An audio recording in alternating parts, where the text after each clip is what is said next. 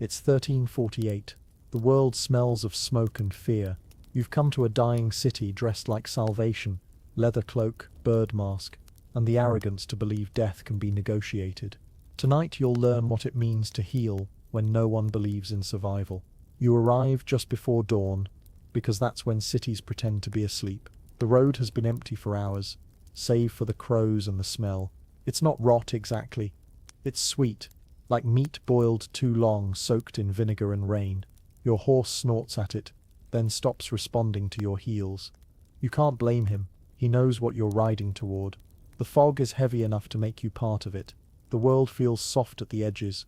Cart rowels drowned in grey, your own hands pale ghosts against the reins. When the first town gate appears, it's not open, it's broken. One hinge dangles. Someone nailed a cross to the wood, then fled before the paint dried. You dismount. The ground gives a slow sigh beneath your boots. Mud, ash, something else. You tie the horse to the post, though you doubt he'll stay. That's when you notice the sign.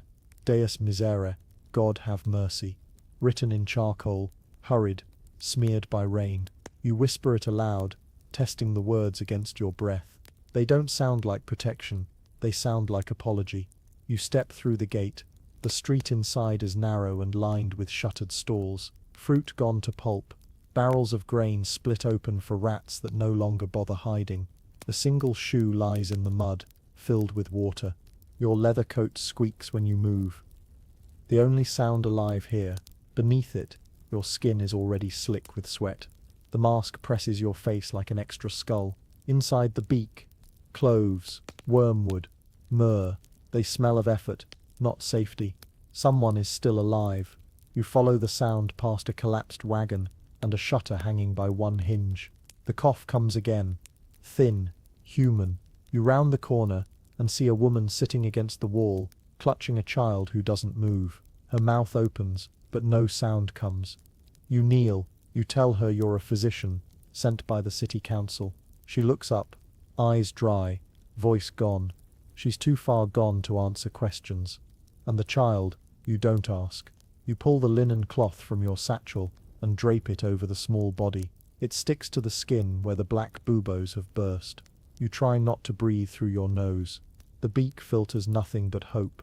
The woman touches your gloved hand. Bless me, she whispers. You're not a priest, but she doesn't know that, and you don't correct her. You mutter Latin. That's half remembered, half invented. She smiles once, softly, then lets her head tilt toward the wall. The candle flame of her pulse goes out without sound. You stand. Your knees crack. The street looks the same as before, but you know it's changed, because now it knows you're here. You walk on, past closed doors marked with red crosses. Some have notes nailed beside them, lists of names, scratched through and rewritten. Families accounting for themselves before the city does it for them. A man's voice calls from an upper window. Doctor. You look up and see only a hand waving a scrap of cloth. My wife. Please. You start toward the door, but a priest appears first, young and pale, holding a wooden cross like a spear. He shakes his head.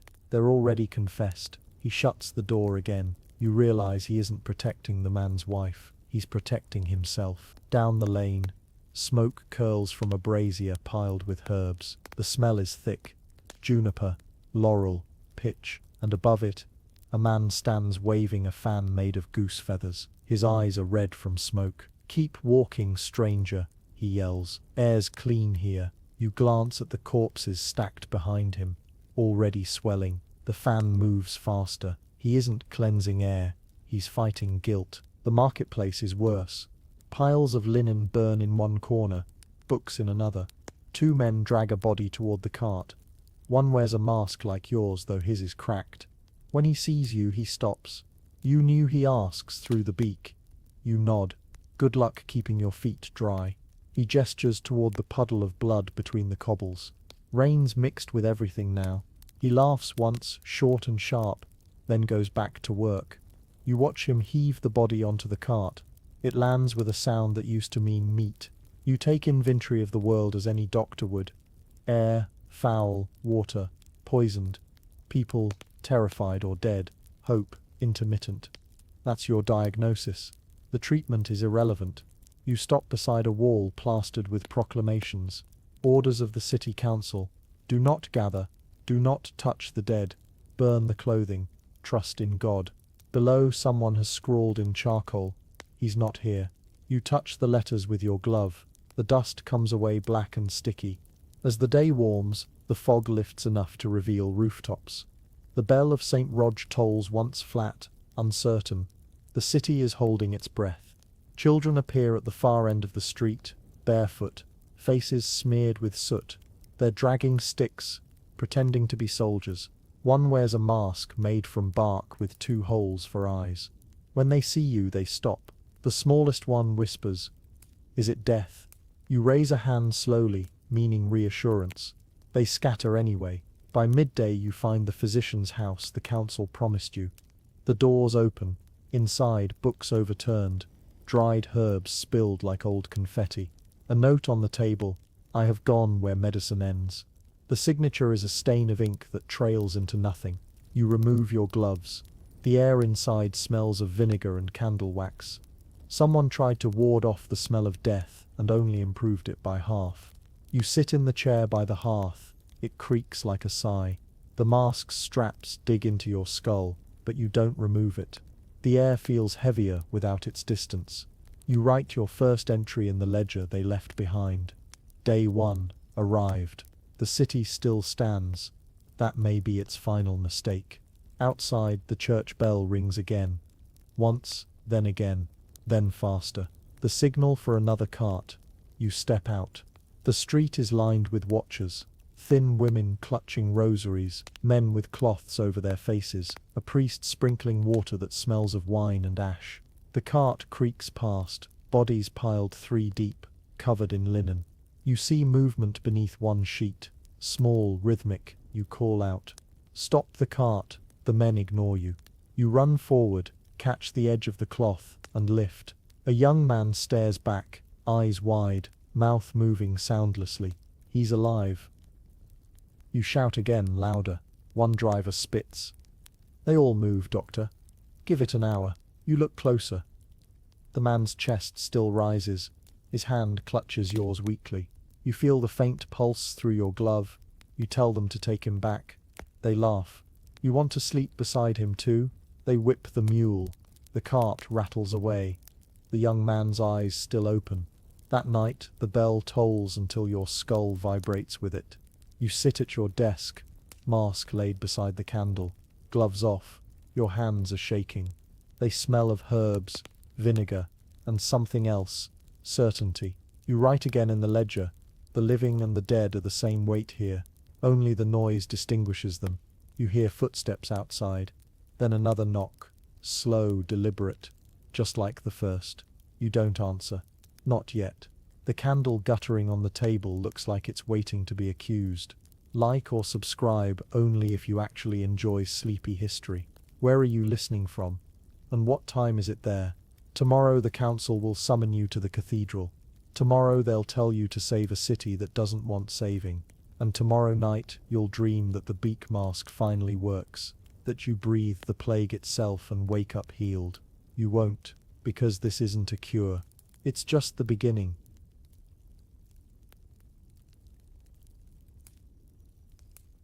Morning brings the kind of light that forgives nothing.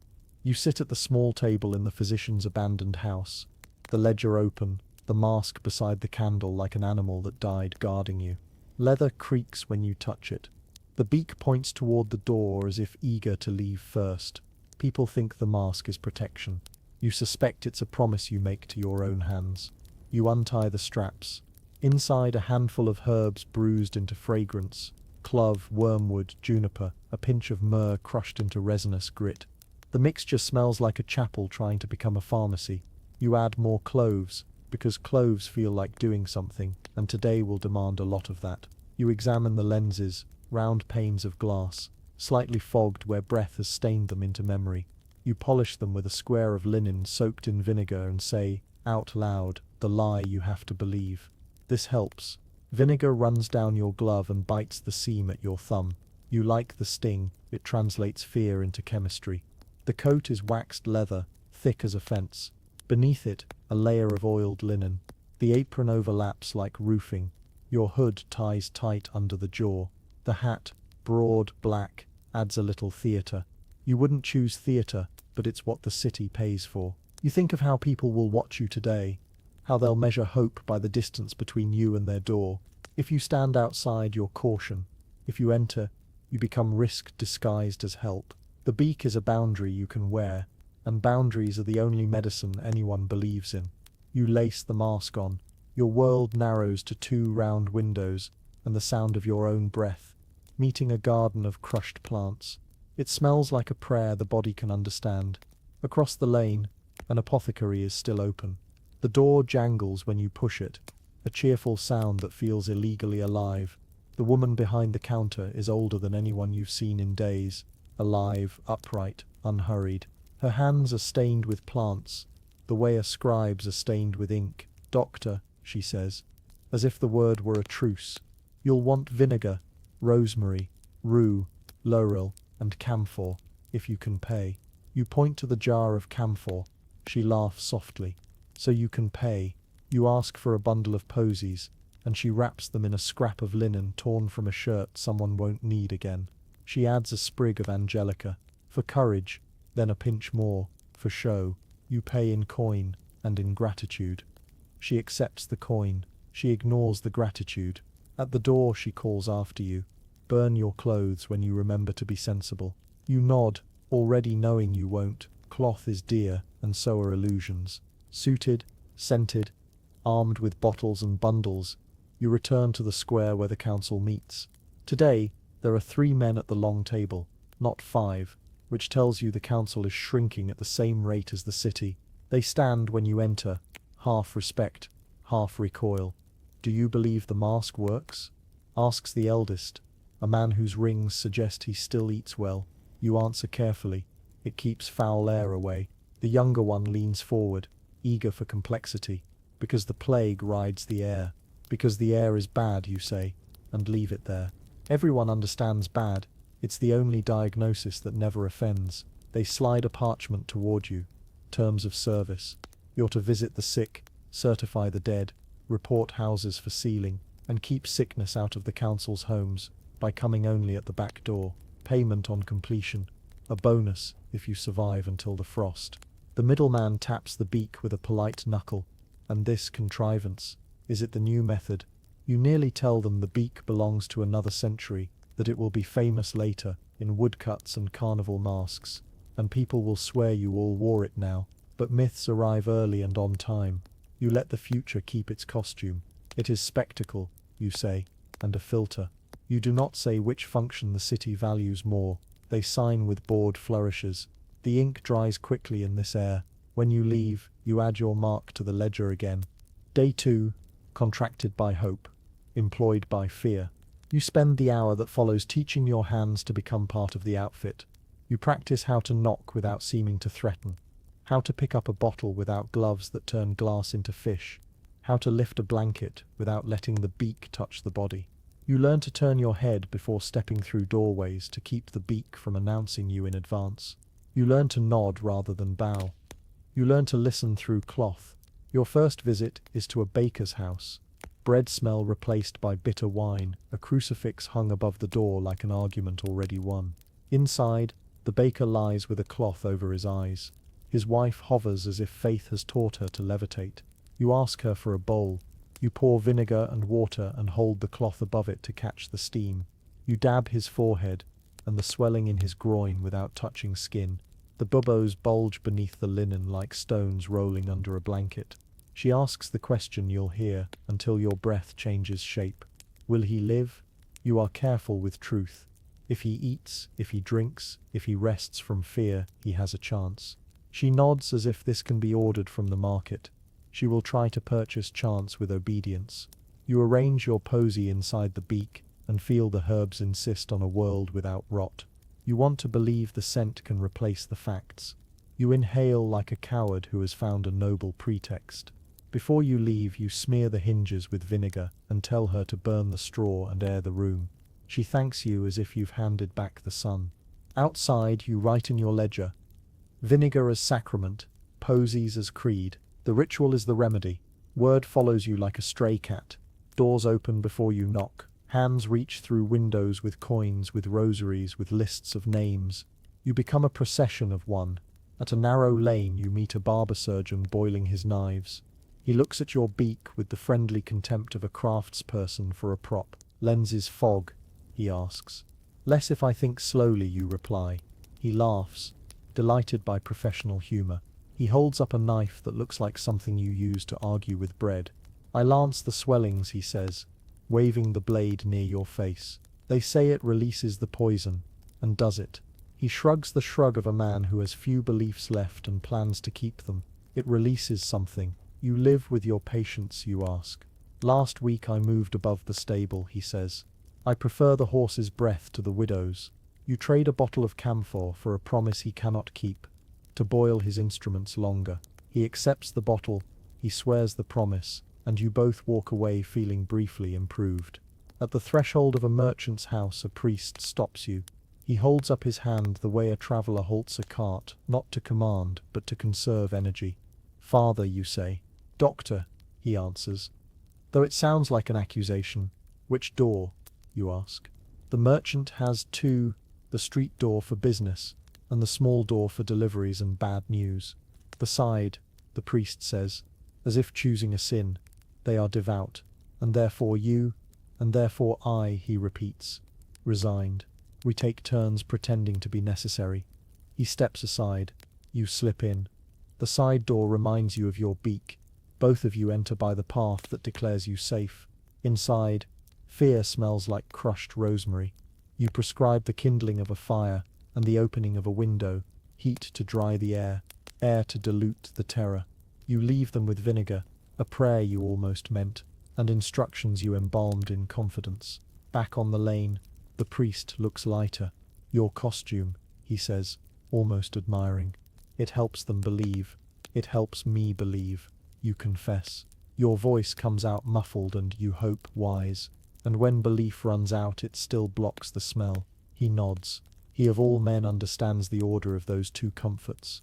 Midday, you sit in a cloister garden, alone with plants and bees, as if the city were only a rumor. You remove the mask, and let the world smell itself. It's worse without the beak, and somehow honest. You eat bread so dry, it argues with your teeth. You drink water that remembers the bucket. You study the mask on your lap. A bright thing in a world that has misplaced light. It is more than leather and herbs. It is policy. It turns you into the idea of a doctor. You think of the reasons people name for this sickness. Bad air, angry heavens, wet stars, moral rot. You think of fleas you haven't seen and rats you have. You could build a doctrine from any of these, and be paid on time. The bell rings twice. A child runs down the cloister walk to fetch you, bare feet slapping stone the way truth sometimes slaps a mouth. "My mother," he says, tugging your sleeve. "Please." He doesn't say save. He says please. It's a better verb. Mask on, hands washed in vinegar, herbs adjusted. You follow him. Her room is small, and the window is a mouth that refuses to open. She lies with her hair piled like dusk around her head. The swelling at her neck has raised a little mountain under her skin. She breathes shallowly, as if the air were being charged by the cup. You teach the child to hold the cloth, to turn it when it cools, to add more vinegar without splashing. He is very young, and concentrates with the fury of someone soldering a ship at sea. When he drops the cloth, he looks ready to confess a murder. "You're doing well," you tell him. The sentence works like a salve. He grows taller inside it. You show him the posy you keep in the beak. "For me," you say, "you have to decide your own." He picks a sprig of rosemary from the jar by the bed, and something in his shoulders loosens. He has made a tool out of fear. You approve of that conversion. "You will return?" he asks. "Yes. You mean it when you say it. Meaningness is not the same as accuracy, but it counts for something in a house that has misplaced both." Outside, you add a line to the ledger. "Herbs held with conviction strengthen the hands that hold them." Late afternoon. Your steps learn the city's grammar, where to avoid the gutters, which walls lean, which thresholds cry when crossed. You find your reflection in a shop window, and startle at the animal that stares back. You move closer. The beak touches glass with a hollow kiss. For a heartbeat you feel protected by your own mask from your own masked self. It is an absurd, useful sensation. A boy selling candles offers you one for free if you'll stand still while he stares. You let him. He circles you as if measuring for a suit. "Can you see us?" he asks. "I can see enough," you say. He nods gravely like a partner in a serious business. You buy another candle you don't need and watch him carry your coin like it bridges a river. At dusk the council summons you to the cathedral's side chapel. The nave is dark, the side chapel bright. Light is rationed the way hope is, strategically. A scholar waits there with a chart of the heavens. He speaks quickly, constellations tumbling from his mouth the way rats tumble from sacks.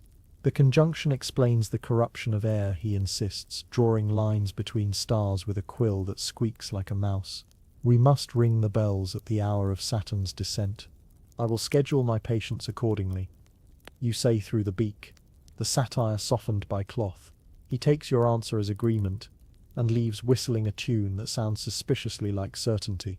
A merchant follows, desperate, wealthy, tired. "How much to watch over my house nightly?" he asks, and names a sum that would buy you a new horse every week. You think of the other houses that will not be watched unless you invent a second self. You ask instead for bread for the common table, and vinegar for the ward. He blinks, then agrees, relieved to purchase something clean. When the chapel empties, you stand before a painted saint who holds a plague sore the way a saint might hold a fish. You nod to him. "I admire your clarity," you say. He offers none in return. Night swallows the streets and gives them back as alleys. You light the boy's candle and place it behind your lenses for a moment, warming the glass from within. Little halos spin around the world. Even the beak smells briefly of beeswax and the idea of honey. On your way home you pass the brazier again, now piled higher with juniper. The man with the feather fan has slowed, and his arms move like an argument settling into itself. He looks at you with a weariness you recognize in bone.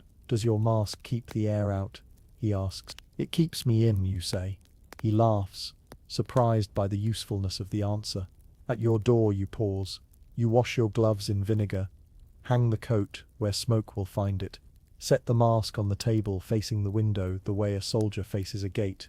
You clean the lenses, patient, careful, like polishing eyes between lives. You write in the ledger by candle's end. The mask is a liturgy: strap, knot, lens, herb. We know it does not save us. We wear it because it teaches our fear to kneel. The bell tolls once, then again closer. You pinch the wick to darkness and listen to the city. Breathe through 1,000 beaks, chimneys, keyholes, mouths under cloth. Somewhere a child practices holding a damp cloth steady. Somewhere a barber boils a knife, 2 breaths longer than yesterday. Somewhere a priest decides which door is the side door and opens it anyway. You lie down fully dressed. In the small private chapel of the mask, your breath turns into a warm weather that smells like rosemary and obedience. It is not safety. It is a way to sleep. Like or subscribe only if you actually enjoy sleepy history. Where are you listening from, and what time is it there? Tomorrow you will learn about work that stains the air itself. How a city sounds when the living and the dying speak at once. You will call it medicine. You will carry it on your hands anyway.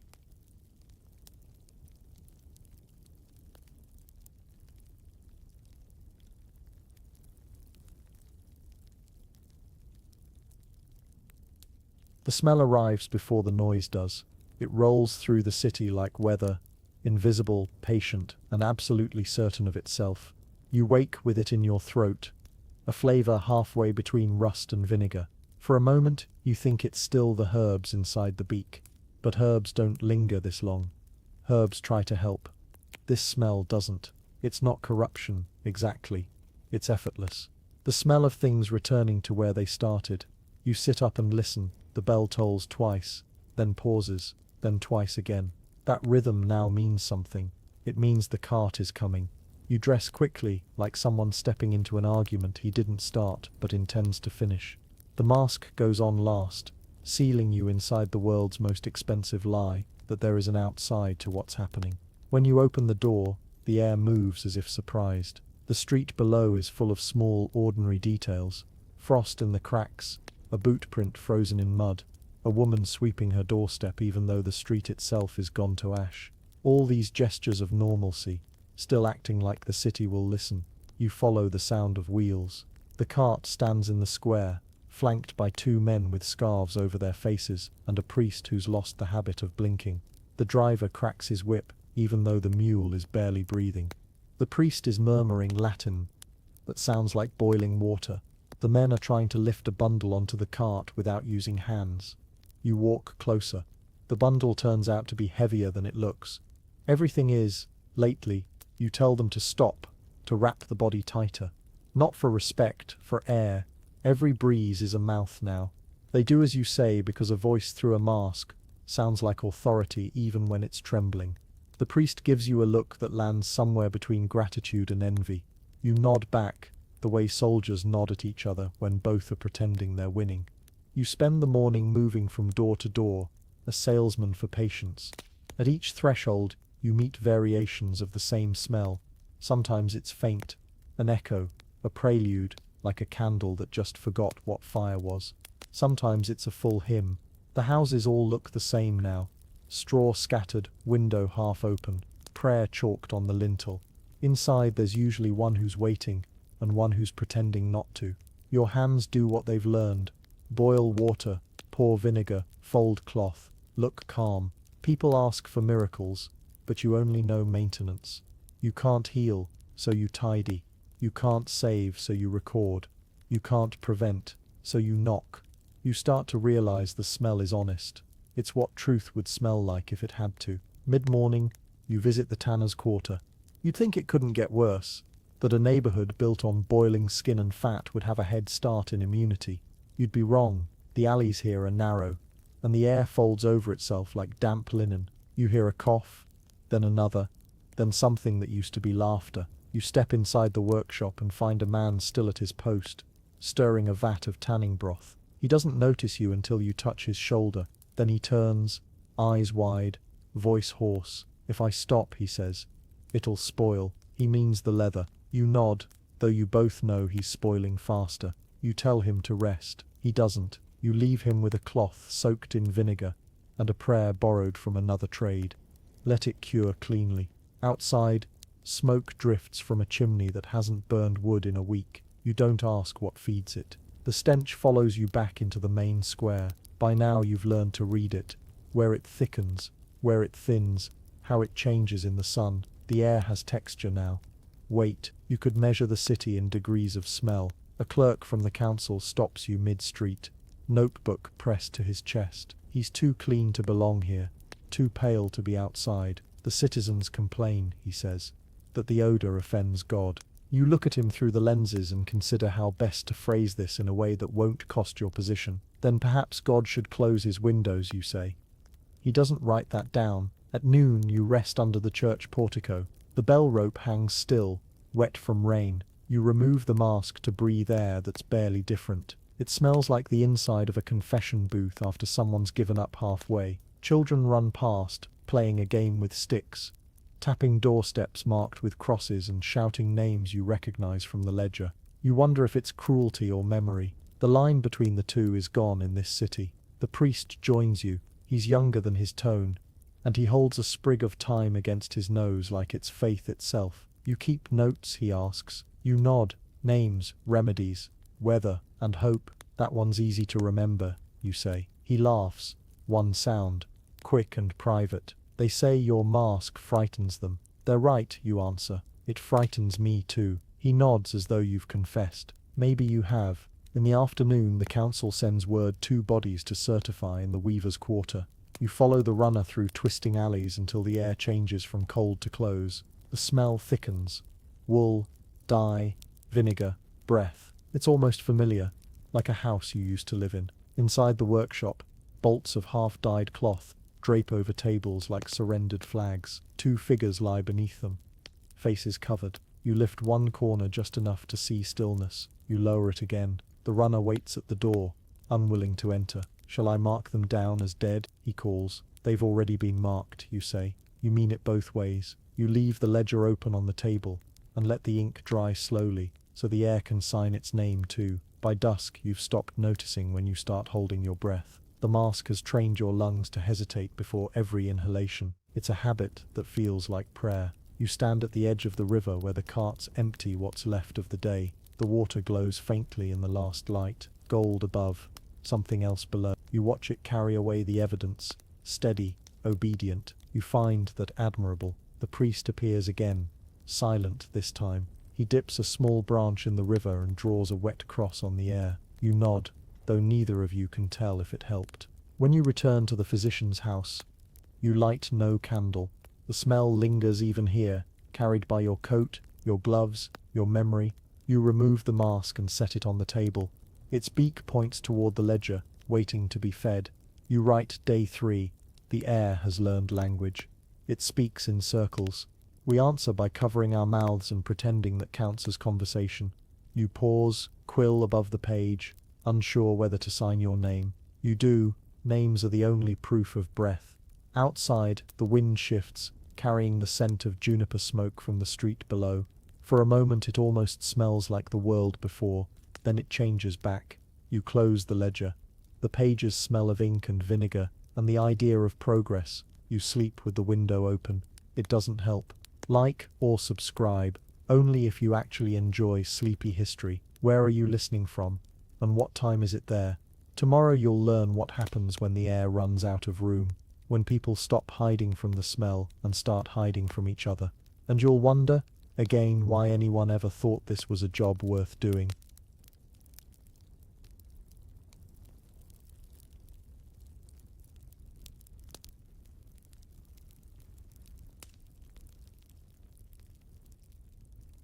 By the 4th day, the city begins to count again, not the dead. That's easy. They lie still, obedient, measurable.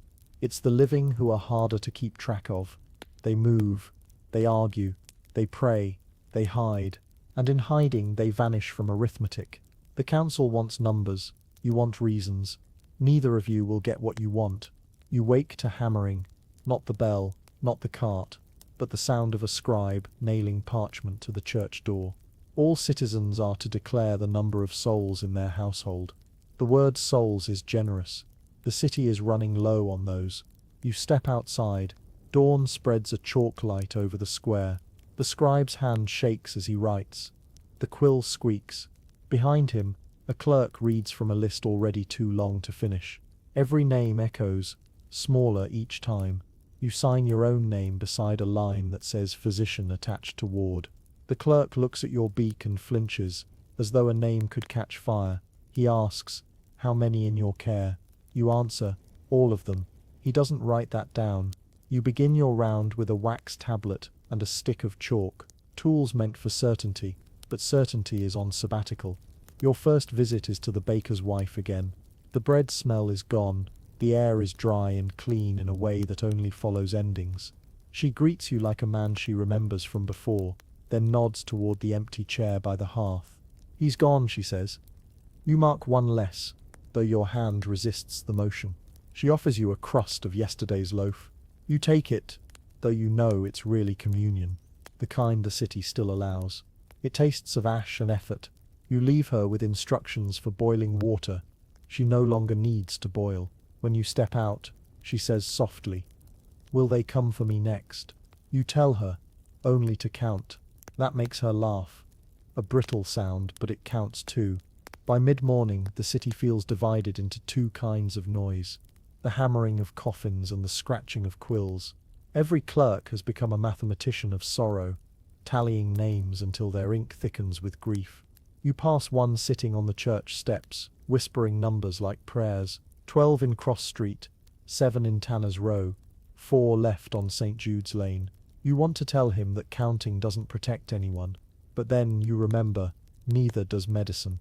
You find yourself drawn to the sound of chanting. At the far end of the street, a group of women kneel in a circle, each holding a white stone. They murmur names with each one, then drop them into a basin of water. The surface trembles, a ledger written in ripples. You watch until one woman looks up and meets your gaze. For a heartbeat, you are both the same profession, witnesses pretending to fix what cannot be fixed. At noon, the council gathers again. Fewer chairs occupied than yesterday. They argue over the numbers. 3,000? 4? Someone insists. It can't be that many. You clear your throat. It can, you say. Silence folds around you like cloth. The eldest counselor gestures toward the window. People need to see progress. They will, you answer, when there are fewer left to see it.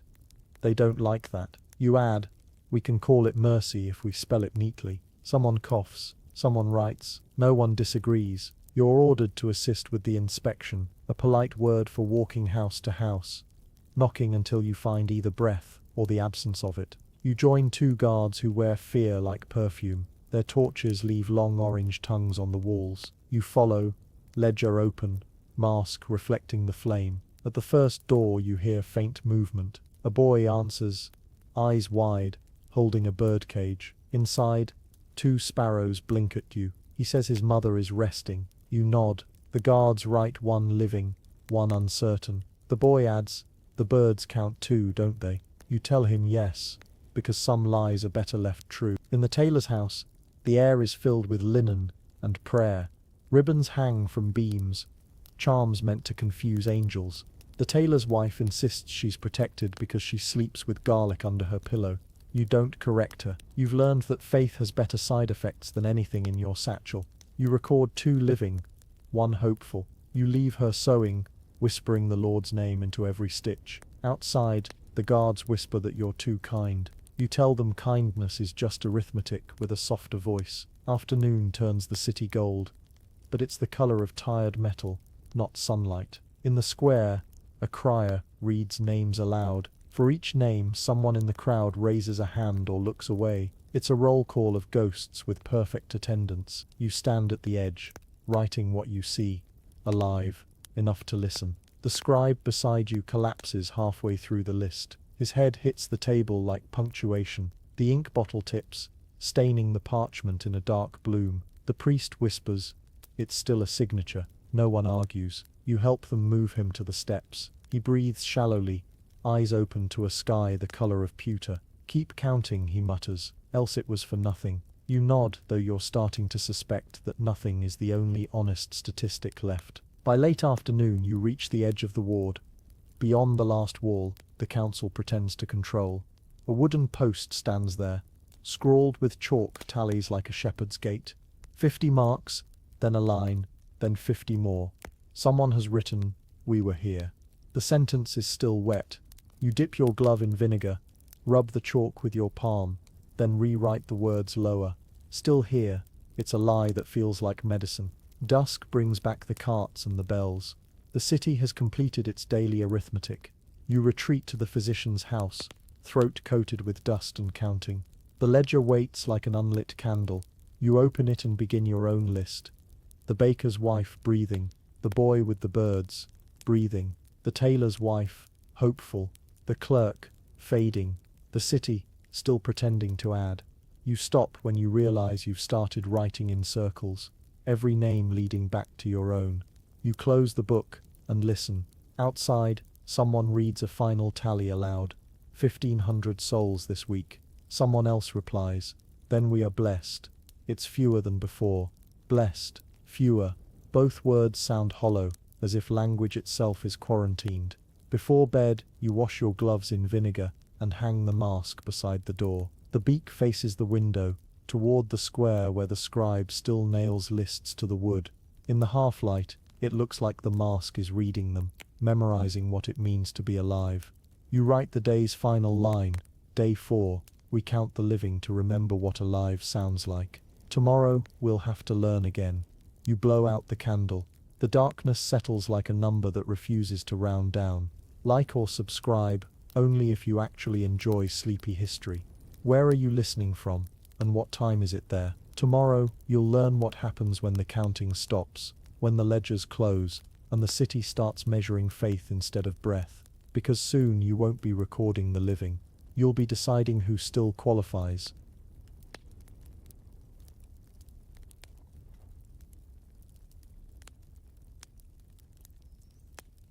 By the 5th day, medicine begins to look suspicious.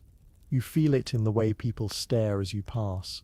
The herbs that once seemed holy now look theatrical. The beak, the gloves, the vinegar, All props in a performance that no one's clapping for anymore.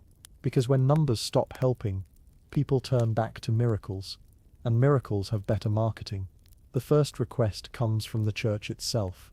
You're summoned to St. Lucia's, the oldest chapel in the ward, the one that still smells faintly of beeswax and drowned prayers. Inside, the pews are mostly empty. Only the desperate come to morning mass now, and even desperation is thinning. The priest, you know, the young one who carries thine for courage, greets you at the door with an expression too bright to trust. "Doctor," he says, "we need your help. The relics have lost their virtue." You follow him down the nave to the altar. The reliquary, a small glass box containing the bone of a saint, sits open. The air smells faintly metallic, like faith that's rusting. He explains that pilgrims no longer come, that the last supplicant spat on the floor and accused the church of theft, that people whisper the relic has caught the plague itself. You peer inside. The bone is pale and harmless, and yet the fear around it feels contagious. "What do you want me to do?" you ask. "Cleanse it," he says, "with your remedies." You hesitate. Vinegar on a saint's relic? It feels like a metaphor the world isn't ready for. But you nod. You dip a cloth, wipe the glass, murmur something half scientific, half prayer. The priest closes his eyes as though the ritual is working. When you finish, he thanks you profusely and whispers, "They'll call it a miracle." You almost smile. Then it's cheaper than vinegar. By noon, word has traveled faster than air. The doctor's blessing is being requested everywhere. Not for bodies but for objects. They bring you spoons, coins, dolls, rosaries. One man insists his mule needs a blessing because it hasn't died yet. And that feels unnatural. You start carrying 2 bottles, one filled with vinegar, one with plain water. You switch between them at random, just to see which one works better. Both perform equally. You bless doorways. You bless bread. You bless a well that smells like wet iron. You bless a candle that refuses to stay lit. And slowly you notice the fear begins to soften. Not because people are healed, but because the work of believing gives them something to do with their hands. Faith, you realize, is an occupation, and you've just become its foreman. Later that day you find the priest again, exhausted, smiling the wrong way. He says there's a woman in the next ward claiming to perform miracles of her own. They say she breathes on the sick, he adds, and they rise. You raise a brow behind the mask. Do they stay risen? He hesitates. Long enough to call it a sign. You go to see her, because you know where this story goes. It always ends with someone claiming to cure what fear invented. She's younger than you expected, dressed simply, standing in a narrow lane surrounded by watchers. Her hands are raised, her voice is soft. The sick around her lie on blankets, eyes wide with the kind of hope that borders on anesthesia. You wait until the crowd thins, then step forward. She looks at your mask without flinching. "You wear death," she says calmly. "I wear grace," you answer. Both leak through the same cloth.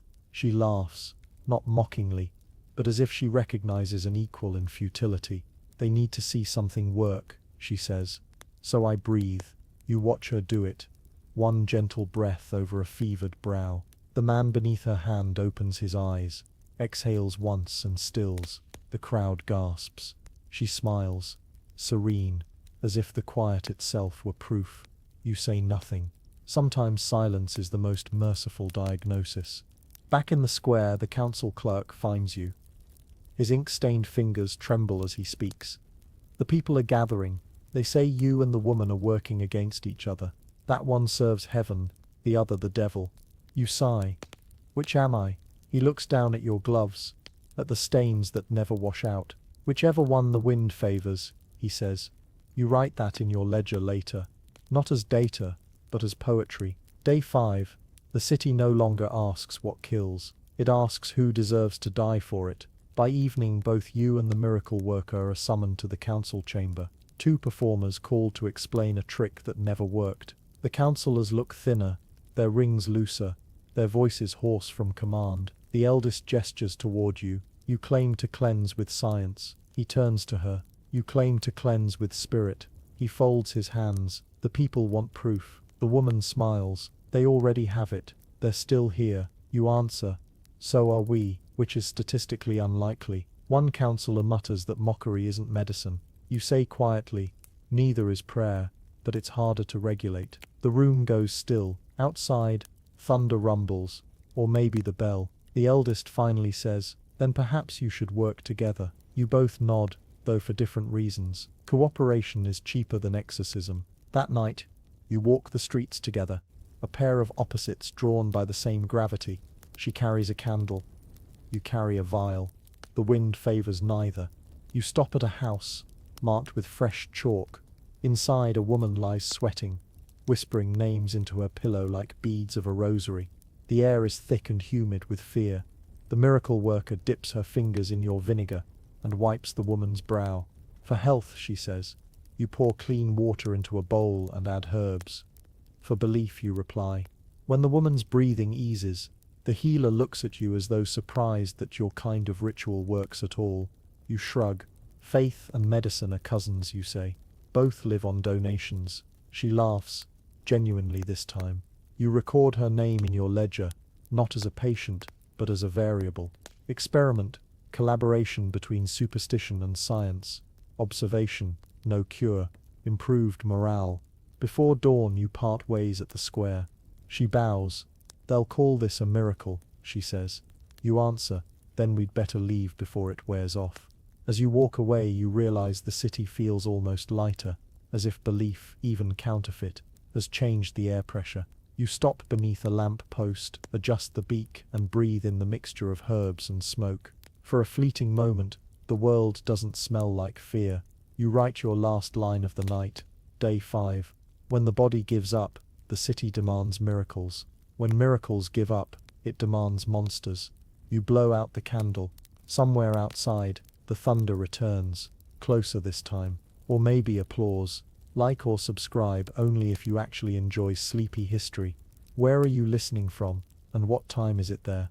Tomorrow you'll see what happens when faith runs out of currency, when belief too starts to rot, because miracles expire faster than corpses, and you'll be there to count the difference.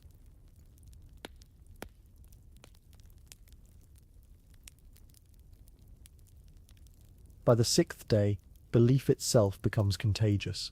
Not the belief in God exactly, that one's already everywhere, but the belief in what counts as holy, the miracle worker, and you have accidentally started a war of definitions. The council calls it the crisis of faith. You call it Tuesday. The first symptom is silence. Bells that once rang every hour now hesitate, unsure which faction they're ringing for. The priests say prayers at one end of the street, while the healers light candles at the other.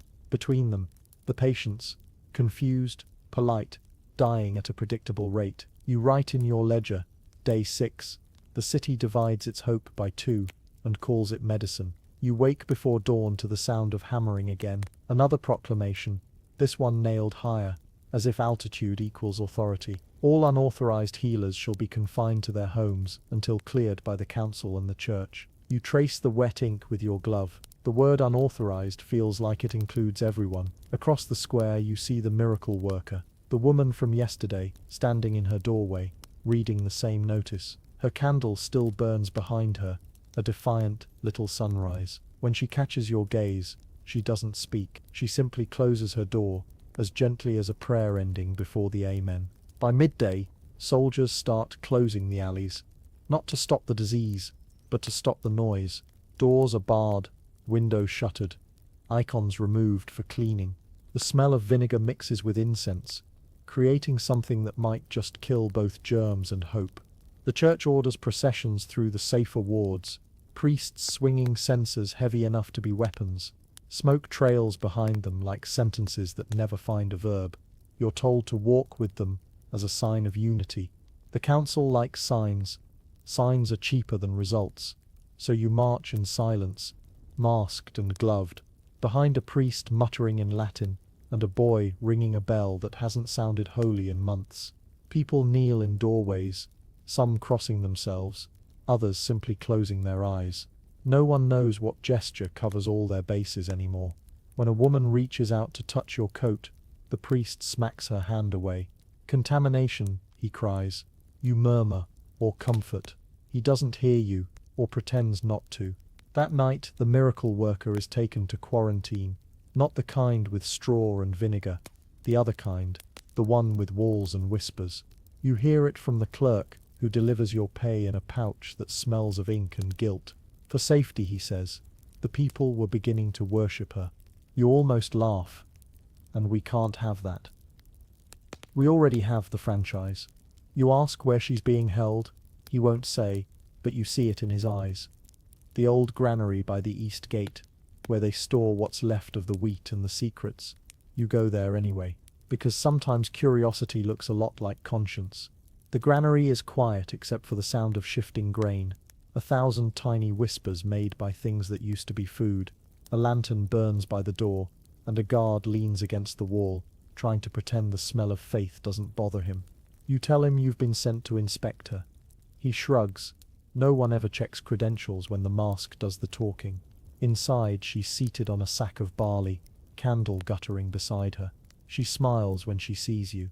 So this is how they keep belief from spreading, she says. You reply, they tried the same with the air. You hand her a small bottle.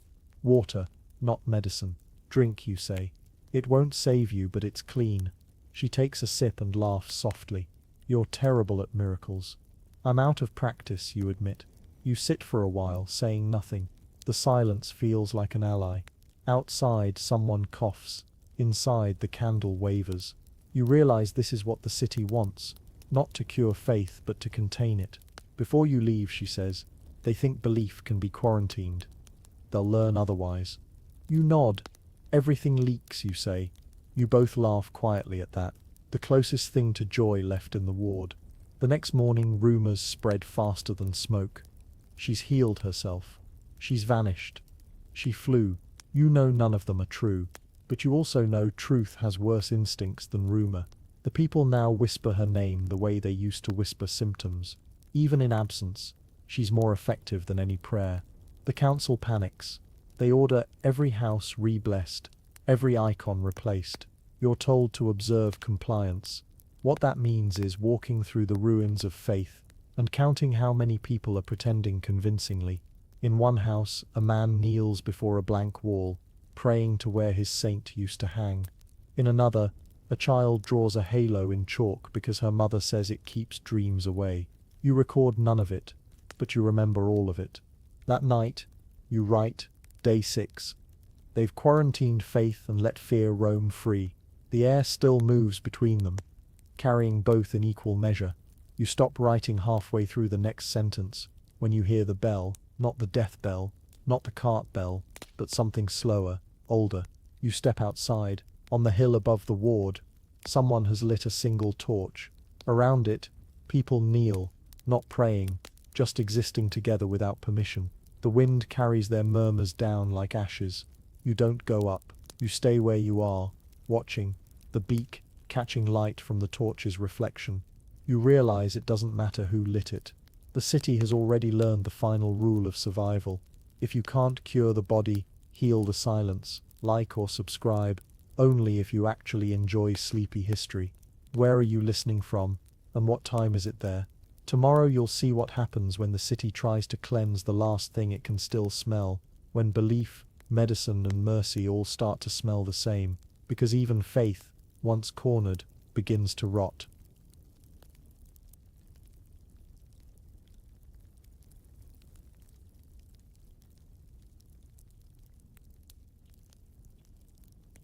By the 7th day, the sound of rules fades. You wake to silence that feels organized. The kind that has replaced law. The bell doesn't ring. The guards don't march.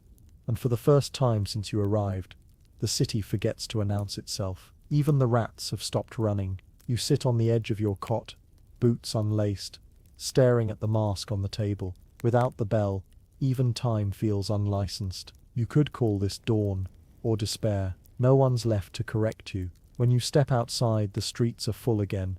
Not of people, but of movement. Barrels rolling, shutters banging, dogs barking at air. A market without merchants. An argument without voices. The city itself has developed symptoms. A man stumbles past, carrying a bucket of water that sloshes red at the rim. He doesn't look at you. No one does anymore. The mask no longer means doctor. It means authority, and authority is a dying language. You turn a corner and find the priest, the young one, sitting on the church steps, holding his cross like a broken tool. They've stopped confessing, he says quietly. Now they just shout their sins into the street and wait to be forgiven by weather. You nod, because he's right. In the distance, someone is screaming verses from Revelation, as if quoting God back to himself might reopen communication. You walk toward the square. The fountain there has become a meeting place for everything unclaimed. Buckets, cloaks, children, rumors. The water is dark, but it still moves. That's enough to draw a crowd. Two men argue over which side of the city the sickness loves more.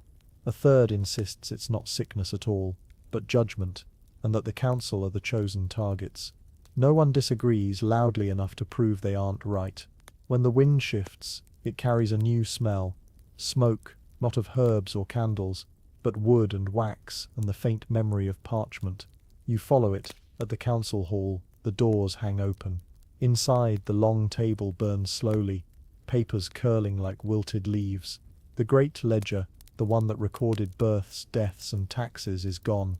Someone must have decided that arithmetic, too, was a kind of sin. 3 chairs overturned, one still upright. You recognize the eldest councillor slumped beside it, quill still in hand, eyes open but unseeing. He died with a sentence half written. You don't read it, you don't need to.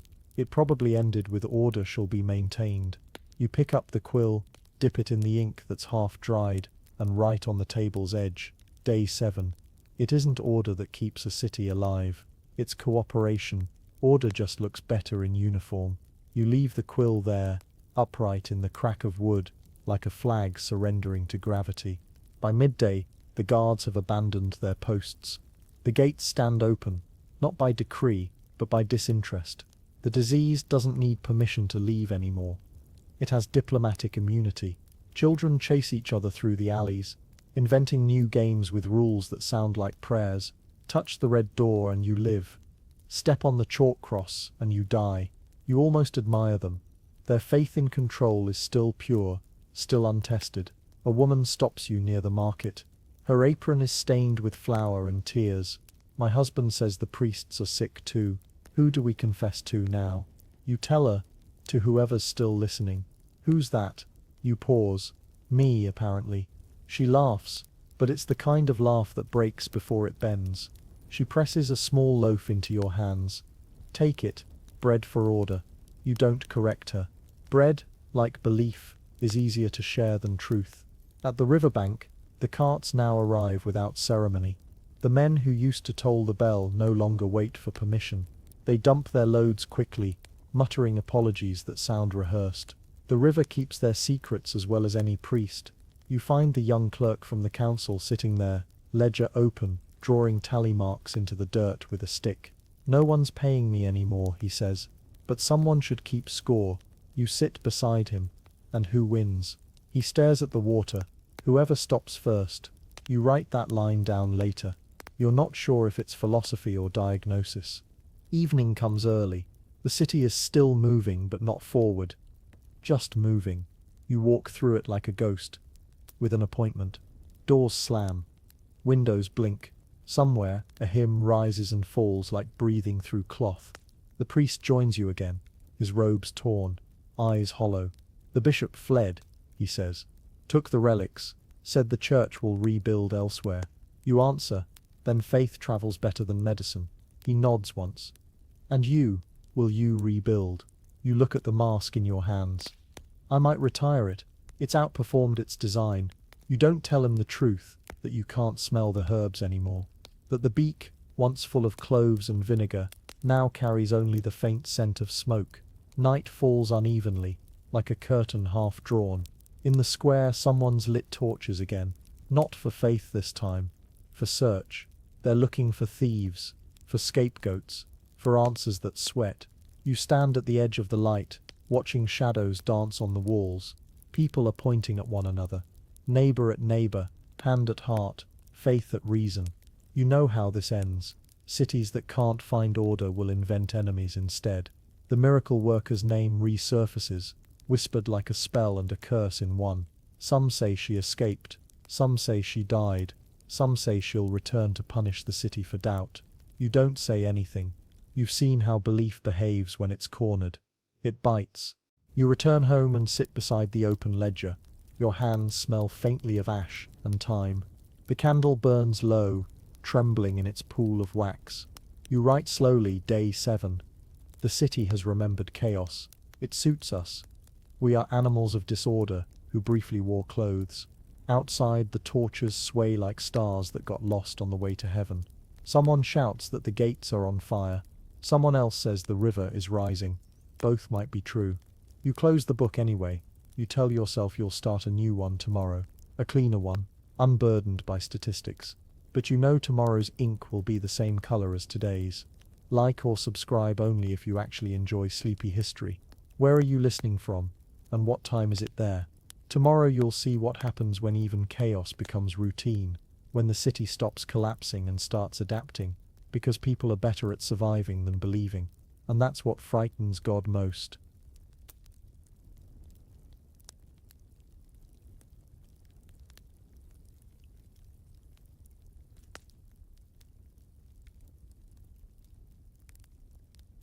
By the 8th day, survival starts to look indecent.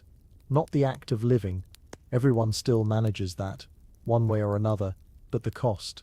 You begin to notice it in the way people look at each other, like mirrors with guilt behind the glass. Every loaf of bread, every borrowed blanket, every cough in the dark feels like a negotiation now. You wake late. The sunlight looks bored. Your coat smells of vinegar and rain. On the floor, your mask lies face up, the beak pointing toward the door, an omen or an invitation. You can't tell which. Outside, the air has gone clear again, and that's suspicious. Cities only smell clean when they've run out of things to rot. You find the baker's wife in the square, selling her last loaves for buttons and prayers. She greets you like a regular customer. "Doctor," she says, "how long do we have to keep pretending this works?" You answer, "Until it stops keeping you alive." She laughs once, then lowers her price. A man beside her whispers that he's selling protection charms, bits of cloth cut from the miracle worker's shawl. You don't correct him. In a city running on belief, counterfeit hope is still a valid currency. When he offers you one, you buy it, not because you believe in it, but because he clearly does, and you've learned that faith is easier to trade than truth. You spend the morning walking the empty ward. The doors that were marked with crosses are now scrubbed clean, though the marks still live in the wood like memory.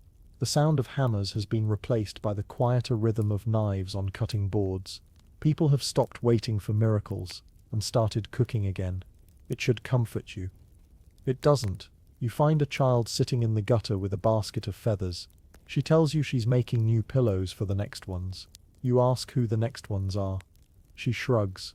Whoever needs to sleep. You leave her 2 coins. She stares at them like they might be edible. Then she tucks them into her sleeve and keeps plucking feathers. She's not waiting for your blessing. She's surviving, cleanly, efficiently, like instinct reborn.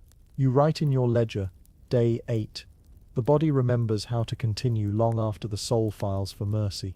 At noon the priest returns, unshaven, robes torn, smelling faintly of wax and smoke. He says the council has dissolved itself, that the last remaining members voted to suspend civic duties until further resurrection. You tell him that's the most accurate statement they've made all month. He doesn't laugh. They left their seal, he says, handing you a brass emblem engraved with a cross and serpent. Said someone honest should have it. You turn it in your glove, the metal still warm from his hand. You mistake honesty for employment. You tell him, but you pocket it anyway. Even dying cities love paperwork. Afternoon brings a kind of peace. Not silence, not safety, but something quieter than both. The streets sound normal again. Footsteps, water running in gutters, the faint rattle of pots. People have gone back to living like the end already happened. You stop in front of the apothecary's shop. The door is open. Inside, the jars stand empty. Labels peeling. The old woman who once ran it is gone. On the counter sits a single note, written in her hand. "I have gone where medicine still works." You steal nothing. You take her mortar and pestle, not as tools but as relics. Every trade has its saints. At sunset, you return to the granary, the quarantine. The guard is gone, the door unbarred. Inside, the candle has burned out, but the air still smells faintly of angelica and smoke. The miracle worker's seat is empty. Her shawl remains, folded neatly on the sack of barley. You pick it up, find no blood, no struggle, no clue, just the faintest warmth left behind by someone who believed enough to vanish. You think of her last words, "They'll learn otherwise," and you realize she was right. Faith leaks. The cities learn to absorb it again, molecule by molecule, until belief is just part of the air. You tie the shawl around your arm, not as relic, not as superstition, but as reminder. A fabric version of the Hippocratic Oath. Don't stop showing up. That night, you walk through the square one last time. It's not empty anymore. Couples sit by the fountain, not praying, just existing. Someone plays a lute with two missing strings. Someone else sells soup that smells almost edible. The air hums with quiet refusal, the kind that keeps civilizations from turning entirely to dust. The priest joins you carrying a loaf of bread. The ovens are lit again, he says. You answer, "So is the plague." He shrugs. Balance. You share the bread. It's hard and burnt and perfect. When he asks if the city will recover, you tell him what you've learned to call truth. It already has. It just hasn't realized yet. Back in your room, the candle burns low. You write carefully so the ink doesn't pool in tired words. Day 8. The living charge interest on survival. Every heartbeat costs double. Those who can't pay in faith, pay in forgetting. You close the ledger. The mask watches from the table. You almost thank it for filtering the air, for filtering the guilt. You step to the window. Outside, smoke drifts like silk through the lamplight. For the first time since you arrived, you can see stars, faint, trembling, but undeniably there. You whisper a sentence meant for no one. When everything else dies, people still bake bread. It's not science, it's not faith, it's the price of survival. Like or subscribe only if you actually enjoy sleepy history. Where are you listening from? And what time is it there? Tomorrow you'll see how the world begins to rebuild itself. Not from stone or scripture, but from habit. Because after the plague, survival isn't the miracle, it's the routine.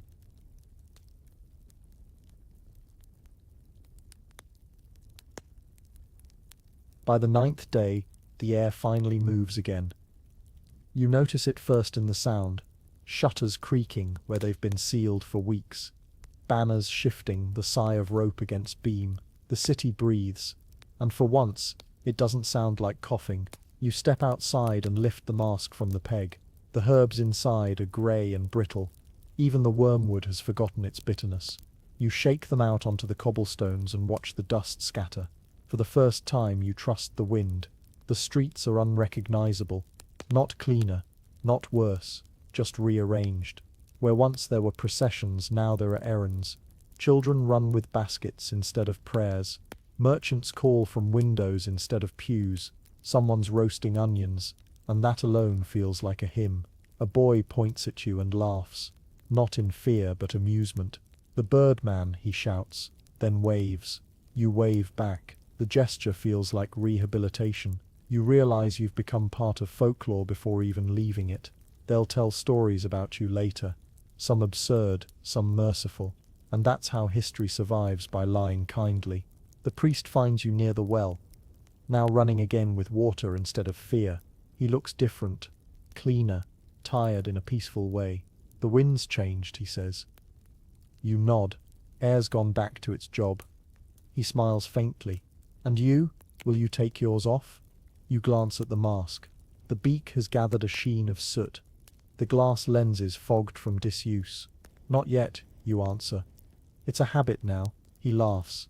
"Then you've survived long enough to develop superstition."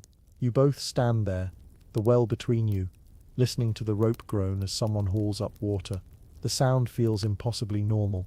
You walk toward the hill outside the walls, where the grass still remembers the color green. The air here doesn't taste like vinegar or smoke. It's almost too clean. You sit on the ground and unstrap the mask slowly, letting the leather sigh as it falls beside you. The wind brushes your face like it's checking for a pulse. You close your eyes and inhale. The smell is impossible. Wet earth, crushed herbs, and something faintly metallic, that might just be survival. You try not to name it. Naming things makes them vanish. Behind you the city hums, not the way it used to, not with bells and sermons, but with smaller, humbler noises, carts creaking, bread rising, quiet laughter through open windows. It's the sound of civilization forgiving itself. You pull out the ledger, the pages warped from damp air. There's still room for one more entry. You dip the quill into the last of the ink and write. Day 9. The air has learned mercy. It no longer keeps score, it carries only what's light enough to survive it. You close the book and set it on the grass. The wind flips it open again, a small rebellion, and dries the page faster than your candle ever could. By dusk, you return to the square. The fountain runs clear, children toss stones, and the baker's wife calls prices that no longer sound like prayers. You pass the priest, who's helping rebuild the church door with plain wood, no carvings, no gold, just enough strength to keep the wind out when it turns again. He nods as you pass. You nod back. Neither of you mentions God. It would be rude to interrupt the air. That night, you sit by the open window. The candle burns without fighting the breeze. You leave the mask on the sill, lenses reflecting moonlight like two calm eyes watching the world exhale. For the first time, you don't write anything. You simply breathe, and the city breathes back. Like or subscribe only if you actually enjoy sleepy history. Where are you listening from? And what time is it there? Tomorrow you'll see what remains when the world begins to rebuild its memory. When stories replace statistics, and the mask becomes myth, because the plague ends when air returns. But it survives in every breath that remembers it.